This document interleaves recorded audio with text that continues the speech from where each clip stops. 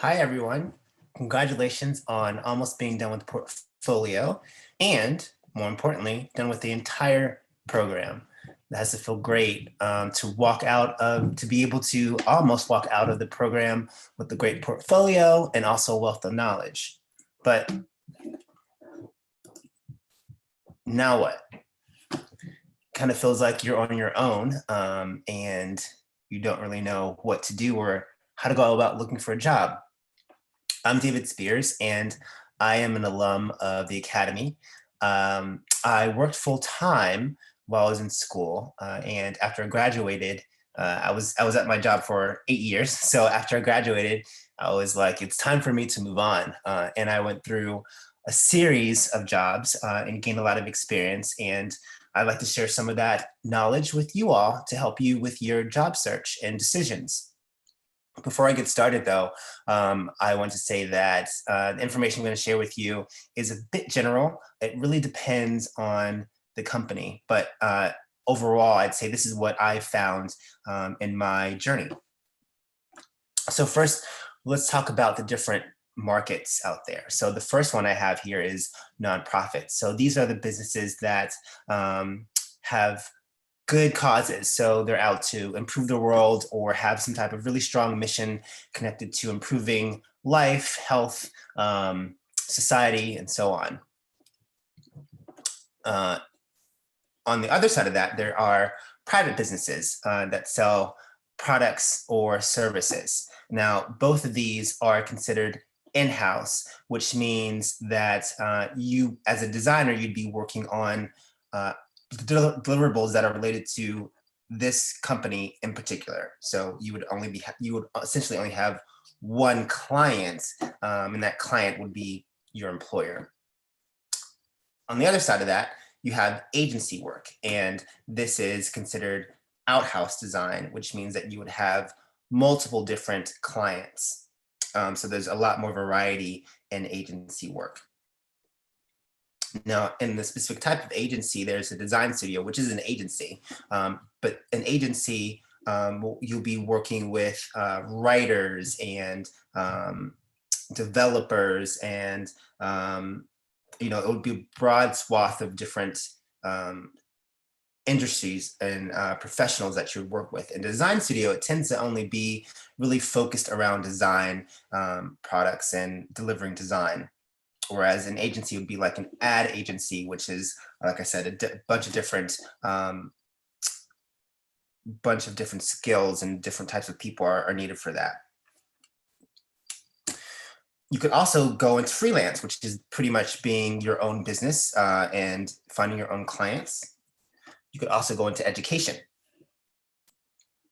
Now, in each of these different markets, there's different sizes.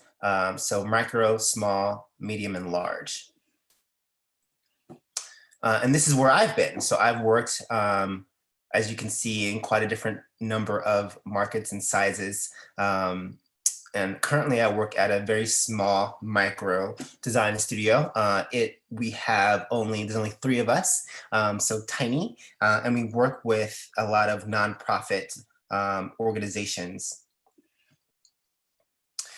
Now, for the purpose of comparison, we're only going to look at design studio, agency, private sector, nonprofit, and small and large.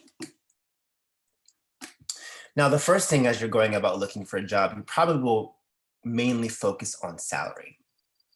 And as I said before, this is pretty general, but overall, I'd say larger companies, the big dots, will offer a greater salary than smaller companies.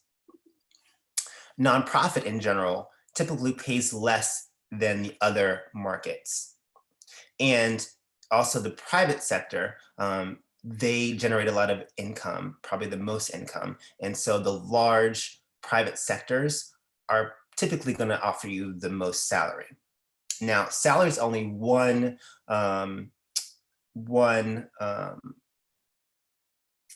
thing, sorry, I blanked there, only one aspect of a job that you look at. There's several. You also want to consider the hours that you'd be working. Now, in general, nonprofits are a little more lax and you don't work as much as, say, as a design studio. Now, the reason for that is design studios have clients that that they have to answer to, that you have to deliver to. So the deadline of the project really dictates your hours, and you have to meet a deadline. As opposed to nonprofits, their deadlines can be a little bit softer. And if you look at size, if an agency or design studio is smaller, that means there's less people, of course, which means that you, as a designer, will have to wear multiple hats. You have to juggle many, many projects. You still have to juggle a lot of projects at a large studio or agency, but it's a different demand. And so, at a small agency or studio, you probably be working the most hours. In addition, something to consider is benefits. Now, I call this the invisible salary. These are things like your vacation time, your sick time, your medical, 401k, things that cost money for the company, but don't necessarily give you money. So they are important for your quality of life. Typically, larger companies have a bigger benefits package. So that's why you see that shift happening with the larger dots. And also, nonprofits I found offer a greater amount of benefits, and that's kind of to offset their low salary typically, and also because they are doing good causes.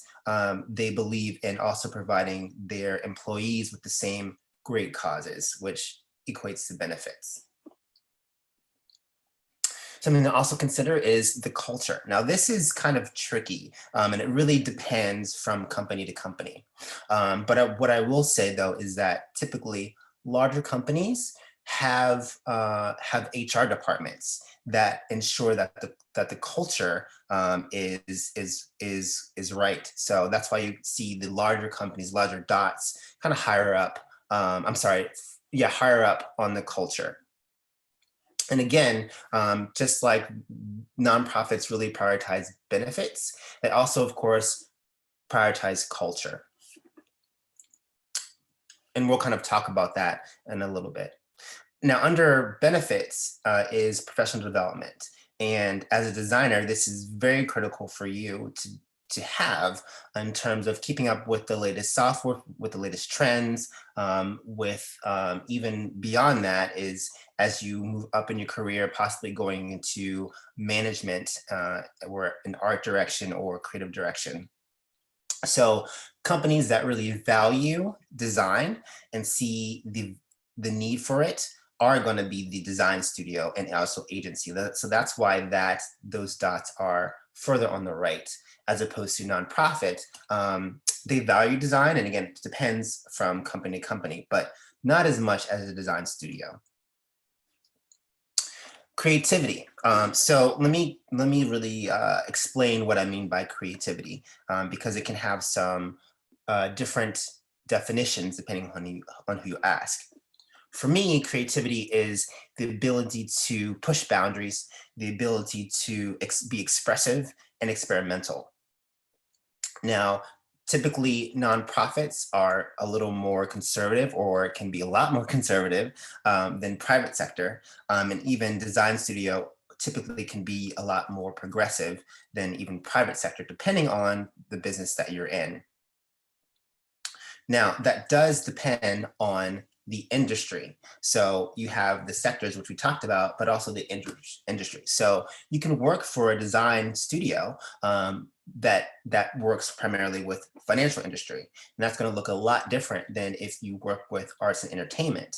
And as you can see here, typically financial industries tend to be a lot more conservative than, say, retail or art industry. So that's also something to consider as you're looking for and interviewing for jobs. Now, with all that knowledge, how do you decide where to apply, where to go? So there's a couple of things to consider. The first one is, what is important to you? What are your values? How do you want to work? Secondly is, what are you passionate about? How can you align what you believe in with where you work? These are going to be very important to keep you attached to and connected to the work that you do. What are you good at? Are you a package designer? Are you better at branding? These are also going to dictate where you go, and your portfolio should showcase your skills. Also, what do you want to do more of?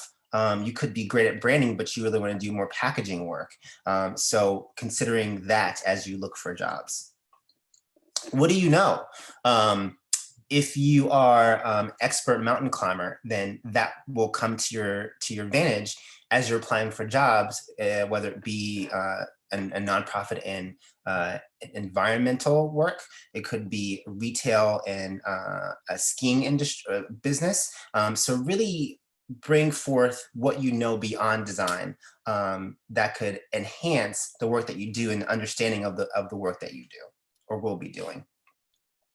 And be curious and explore. So even as you make these decisions, be open to trying something new. Be open to the fact that you will learn what you like in a company as you move around. So for instance, I worked at a very large corporate environment, and that just was not for me. And I wouldn't have known that had I not gone through that experience. So let's say you decide generally where you want to work. There's a couple of different approaches to finding a job. Number one is what I call the shotgun approach. This is where you go on different job boards and you just start applying to whatever's available. So applying to a wide array of jobs to whatever's available, as opposed to the very specific focused approach. Now, this is where you are not necessarily going on job boards, but you're researching different companies that you really love and you really want to work for, and you are sending them your cover letter and your portfolio and your resume and seeking to at least talk to somebody or seeing what they have. So you can kind of see how these two are different in, number one, applying to a wide array versus doing research to only apply to things that you are really interested in.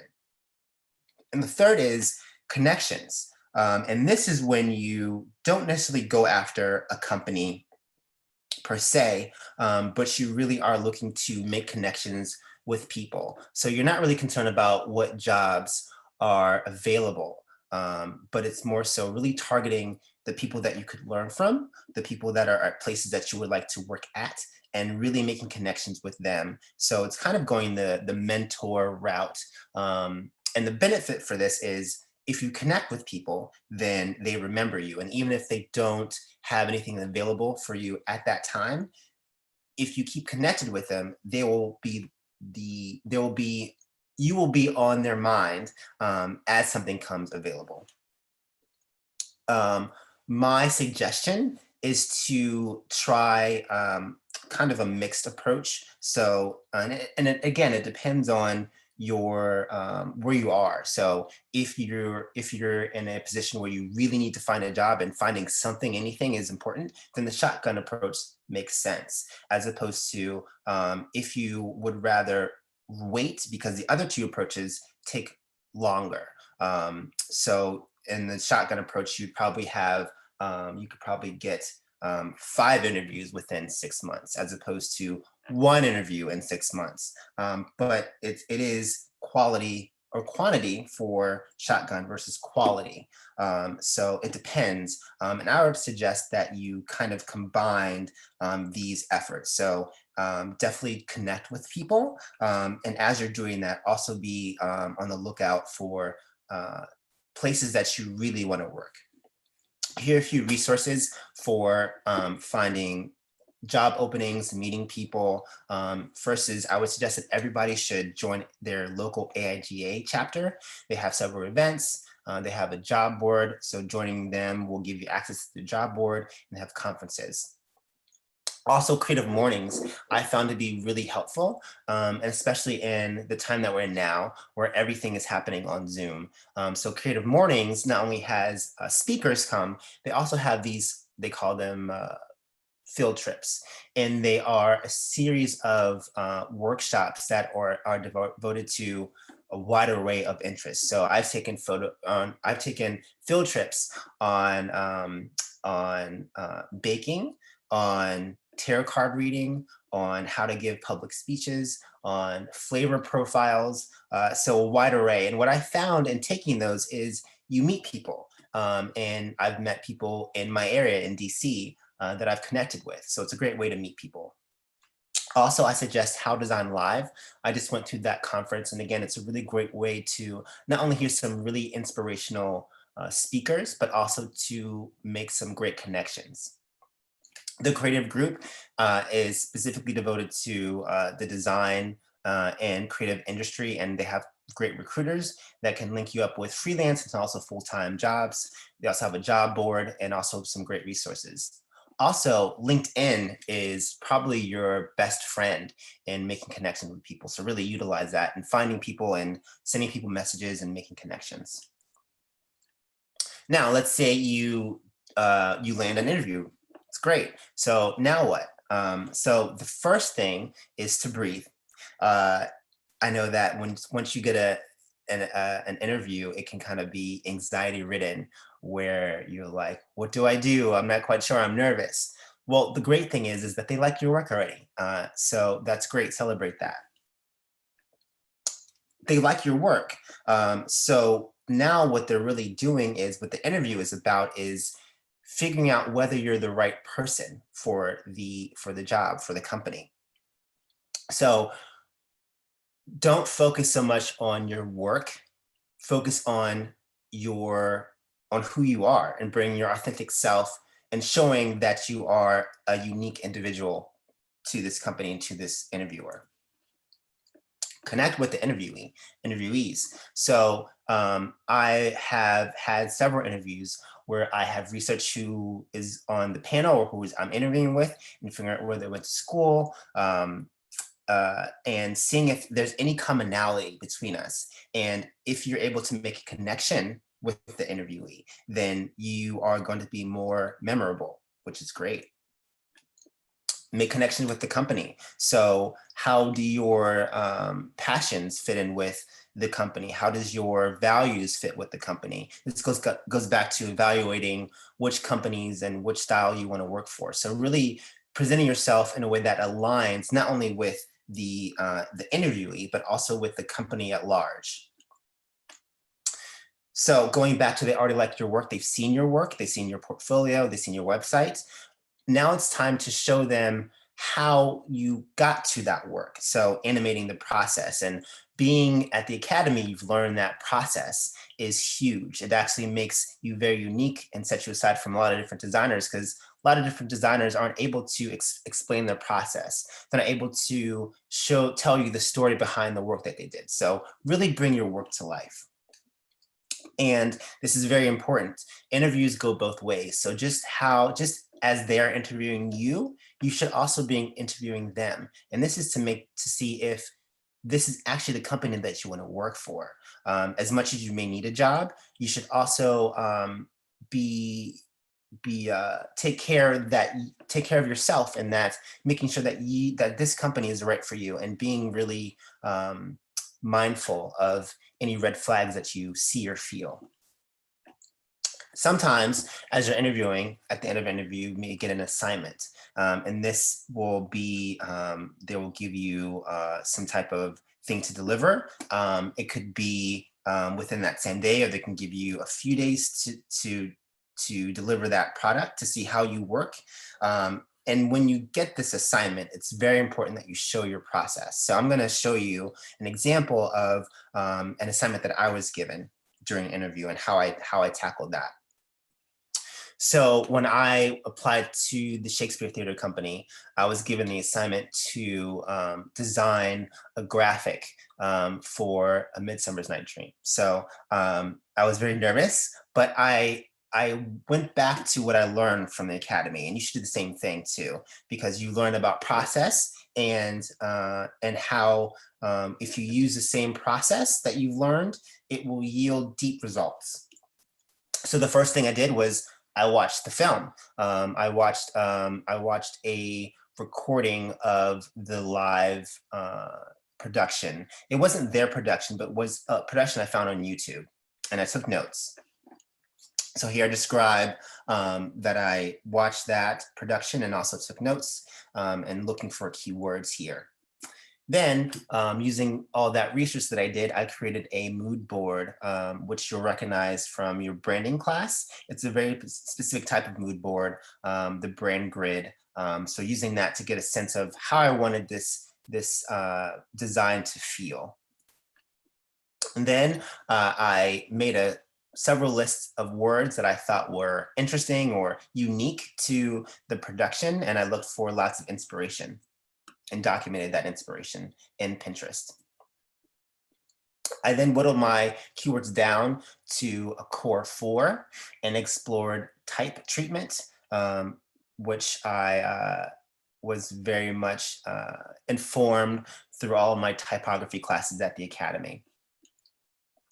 Doing that, I refined the top 3 title treatments, did several sketches for the actual card or the graphic for this, using all my inspiration and everything that I'd done beforehand and came up with the color palette. Did 3 computer roughs using those sketches, and then chose the best design and refined it. And then I went a step further and showed it actually on their site, how it would look against all the other